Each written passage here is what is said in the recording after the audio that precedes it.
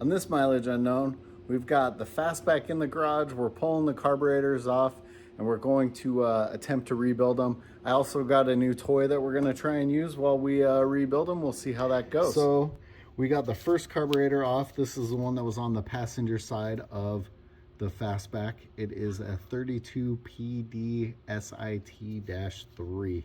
Pretty cool. I like seeing the German and everything in it. And we're gonna start taking this one apart. I always say go slow, just in case you need to pay attention to something. Like I know we're gonna be replacing these chokes. So one thing that did happen to us when we were pulling the carburetor off was something that I think actually happens to a lot of Volkswagens and causes the fire.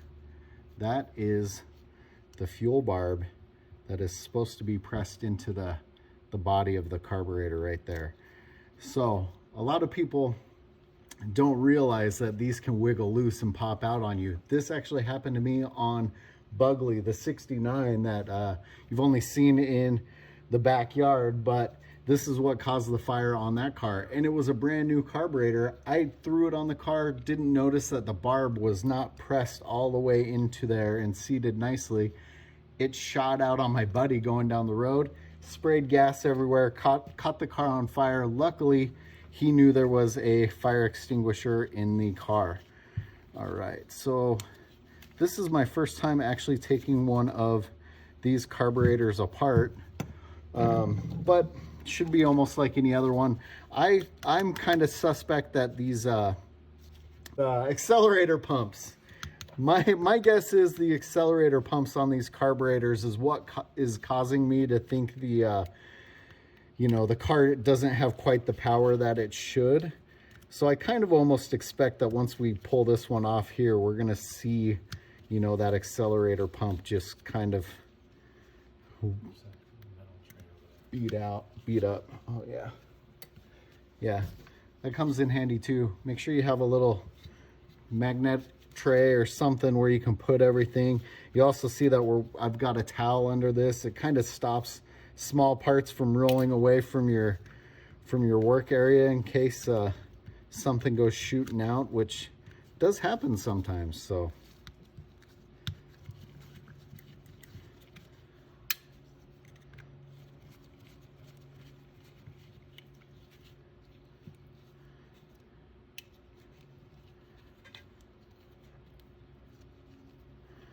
I mean, this one looks like it was hanging on, but just. And actually, if you look right there, we got some issues. So I'm guessing I wasn't getting full squirt.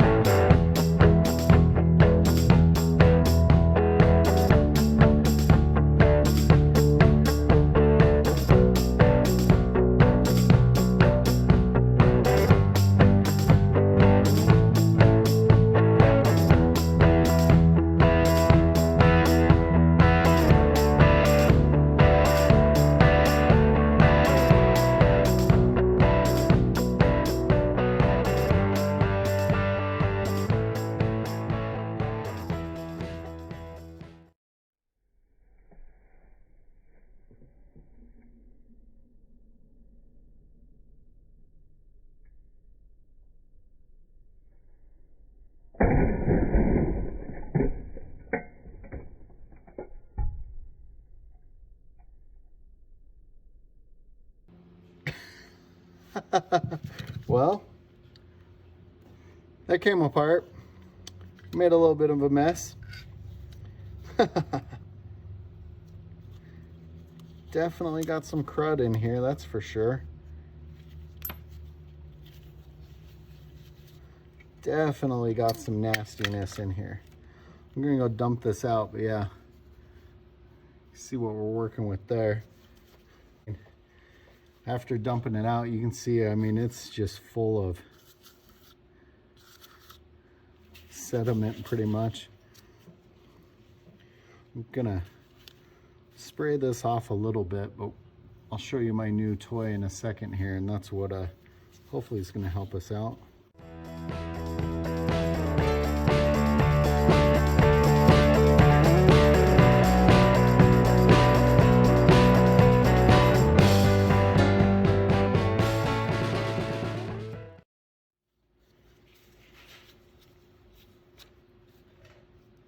Pretty well stripped down. Let's go ahead. I'm going to spray it off really quick, and then we'll take a look at my new thing. This is an ultrasonic cleaner. I've kind of wanted one for a while. This is actually kind of a small one. I don't know how well it's going to work. It's the one that you can find at Harbor Freight for like 80 bucks. I think I had a coupon, got it for 60 something. You want to make sure that you're using, you know, something that works with steel, aluminum, copper, brass, because some of the cleaners that people use can etch the metals. It can change the color of the metal. It can do some stuff that you don't really want. This one does have a heating element in it, so it's going to be heated. We're going to plop this in, turn it on, and see what it looks like. I mean, you can see we just kind of sprayed off with the carburetor cleaner and didn't get super clean, but kind of interested to see how well this is going to work. I think we've got it set for like 8 minutes or so. We're going to drop this in. I guess I could put it on the little, I don't know, maybe that gives it a cushion so it's not resting on the bottom. I know you don't want to put too much weight in there because it'll kind of affect how it works. So we're going to do each little piece and then maybe one with just all the jets and all the small pieces. So we're going to go ahead and turn it on. Might make the audio go a little crazy, but let's see what happens here. So you can hear it. Look at, you can kind of see the stuff coming off of it a little bit. We actually ran it for a little bit longer. We did like about 1.5 times of the max on this machine just to see how good it would come. And let's take a look. The water's a little warm. I think you can actually leave these on longer to let them heat up. But that's crazy. I'm not gonna lie, that almost looks brand new to me. So we'll blow this out, clean it out, make sure we get all the degreaser and chemical out of it from the parts washer, and let's throw in another piece and see how it looks. So our last parts are in here. Look how dirty the water looks in comparison to how it looked when we first started, or the water and fluid. The temperature finally did come up quite a bit, so I don't know if you leave it running, or if you turn it on first and let it warm up, if it gets better. That piece looks pretty good too. I'm still shocked at how good some of the other pieces came out. The one thing we did try, which is kind of a hack I saw from somebody else, and it looks like it might have worked out pretty good. We took all of the small bolts and screws and whatever and put them in a little cup, but we did poke a bunch of holes in the bottom to get some flow still through there. But that way we weren't digging around in the puddle, but it looks like it might have worked out all right. Now our rebuild kit came with a new needle valve or needle seat, but it looks quite a bit different, so I'm not sure if we're going to use that one or not, but I think there's a couple more parts hiding in here. Check it out, those are just the mounting screws the mounting bolts for the carburetor themselves, and they actually came out pretty good. So I'm pretty impressed with this ultrasonic cleaner from Harbor Freight so far. Well, everything is super nice and clean.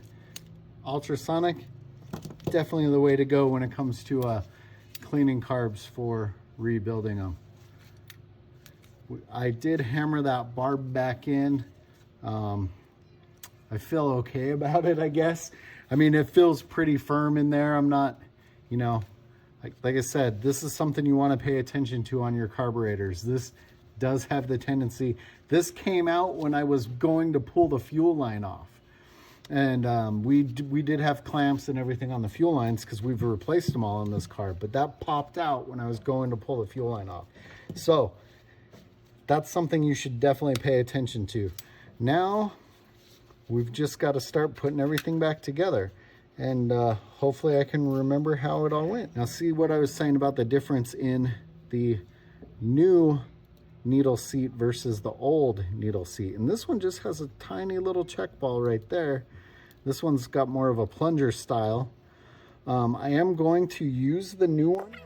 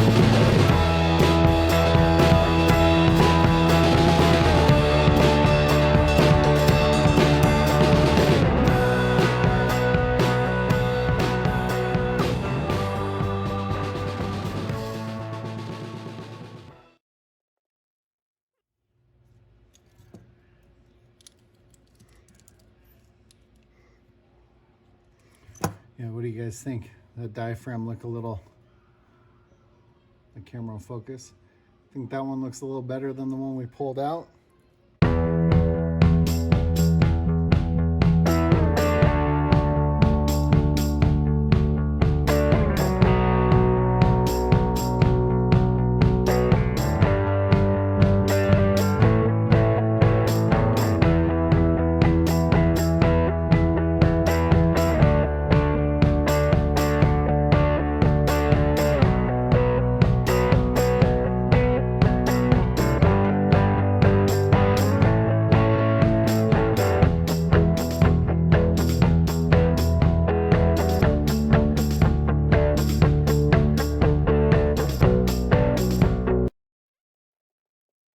So the carb kit comes with multiple gaskets because it's actually the same kit for a couple different carburetors.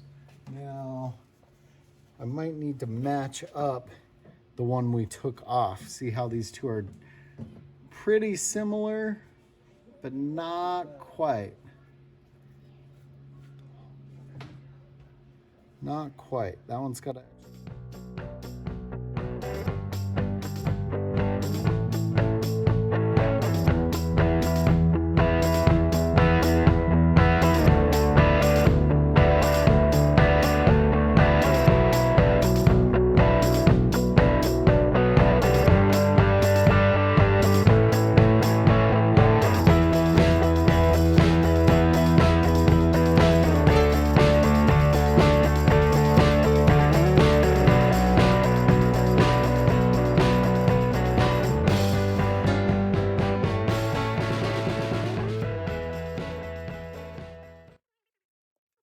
So far, so good, people.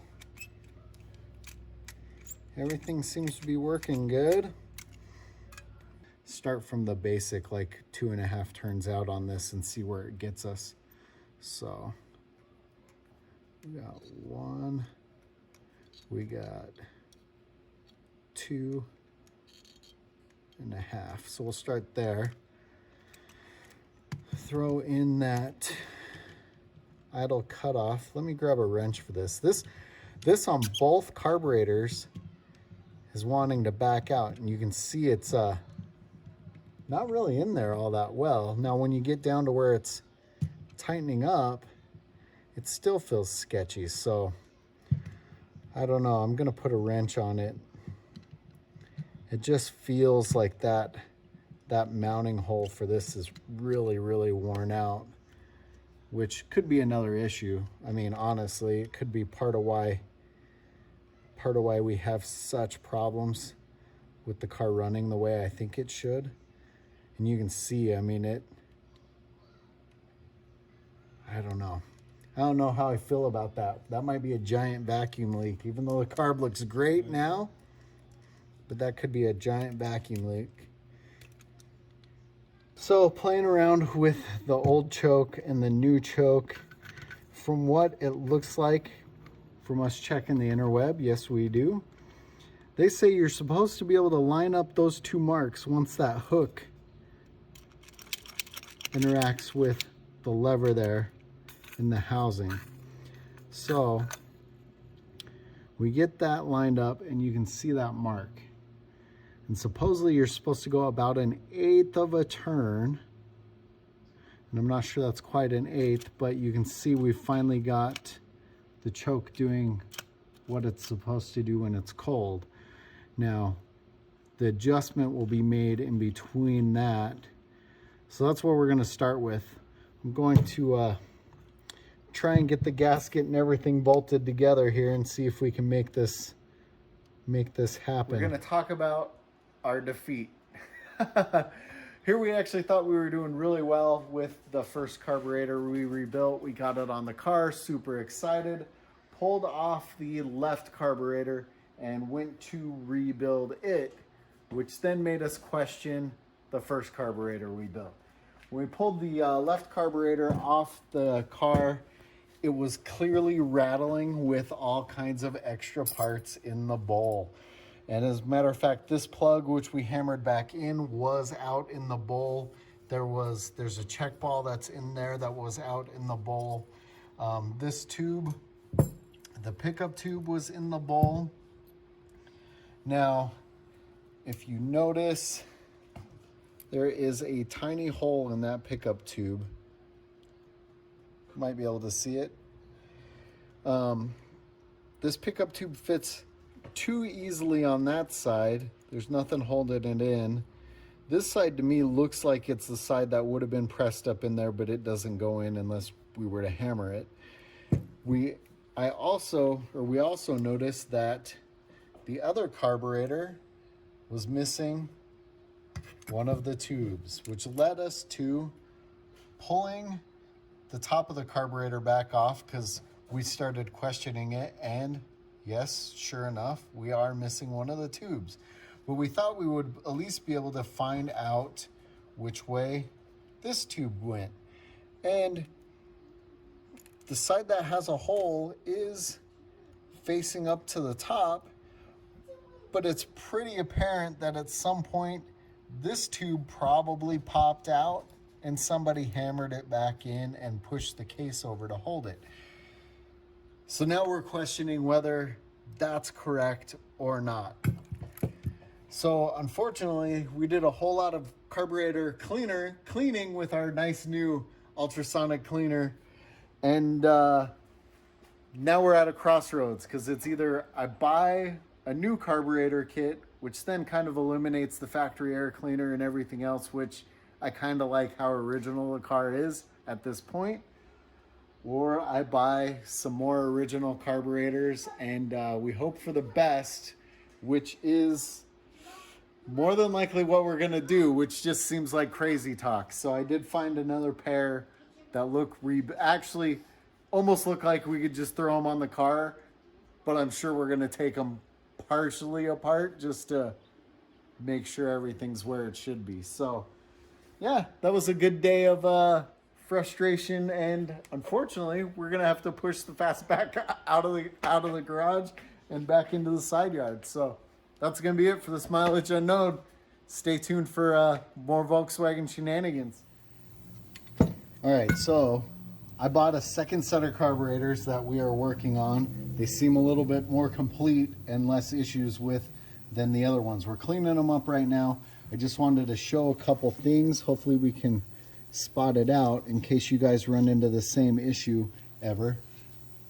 See, this one hasn't been apart, and you can see that bleed hole that we had questions about on the 6-volt carbs, whether it was on the top or the bottom, because that pickup tube had been falling off of one carburetor and pushed back in on the other carburetor, so we weren't sure.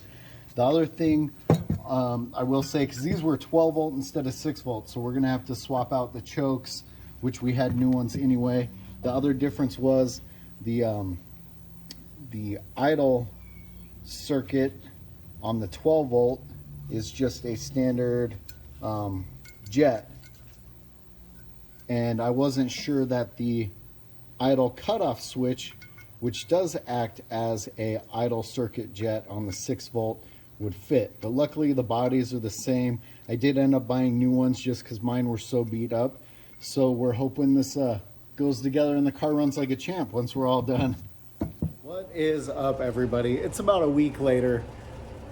I was tired of ending the videos with the Fastback in fails. So it took 2 sets of carburetors to build one good set, and I've been driving the Fastback for a week or so, back and forth to work, 20 miles each way on the freeway, cruising, driving. It has been awesome. I would take you for a ride in the car right now, but I've been playing around with some wheels and tires. Stay tuned for the next video. I can't drive the car right now because it's got 2 tires that are probably 25 years old or so. And but let me know what you think of the wheels in the next video. Let's go listen to the Fastback for a minute, rev up, and see how those old carburetors actually perform on this one.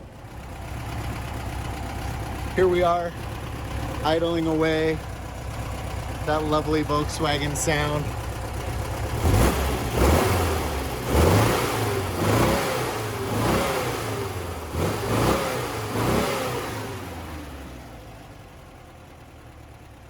Oh, it sounds good.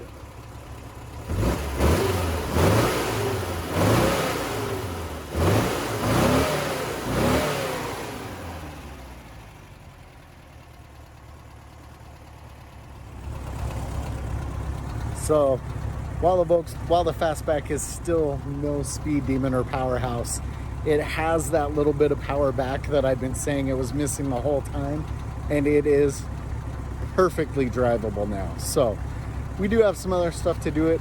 It's going to get lowered a little bit, I think, in the front, especially after you guys check out those wheels in the next video. Let me know what you think.